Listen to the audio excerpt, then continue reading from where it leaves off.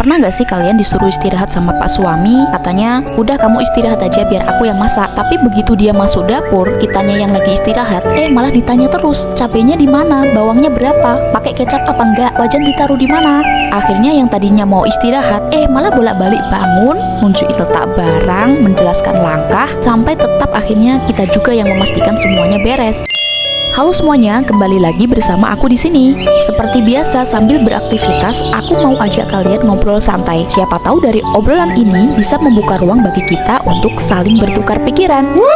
Ini fenomena yang banyak banget terjadi di rumah tangga. Kalimatnya sering begini, udah kamu istirahat aja, kamu tinggal bilang aja deh mau apa, nanti aku kerjakan. Sekilas kelihatannya seperti punya partner gitu ya, ada pembagian peran di ruang domestik. Tapi sebenarnya yang dibagi itu baru kerja fisik doang. Sementara kerja mikirnya, kerja memastikan semuanya biar berjalan pas, itu masih aja perempuan yang melakukan.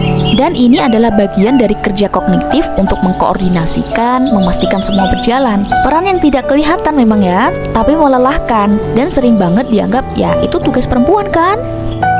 Masalahnya bukan cuma soal siapa yang melakukan pekerjaan rumah, tapi siapa yang memegang tanggung jawab mental untuk memastikan semuanya beres.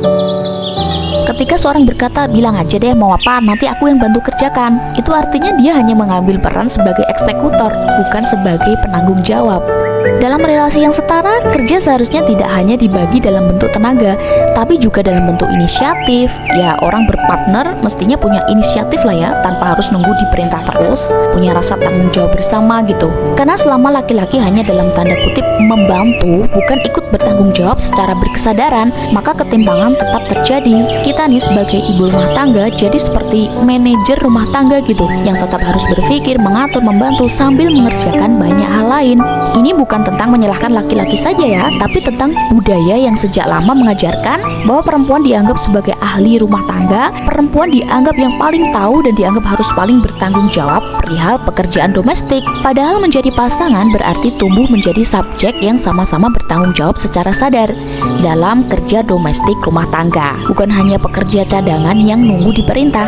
Jadi yang bisa kita renungkan adalah apakah pembagian kerja di rumah kita sudah benar-benar setara? Karena rumah tangga tidak hanya butuh tenaga, tapi juga kesadaran, inisiatif, dan tanggung jawab bersama. Bukan cuma nunggu diperintah, tapi juga ikut berpikir dan mengerjain langsung. Oke, segitu dulu ngobrol santai kita hari ini. Terima kasih semuanya, sampai ketemu di ngobrol berikutnya.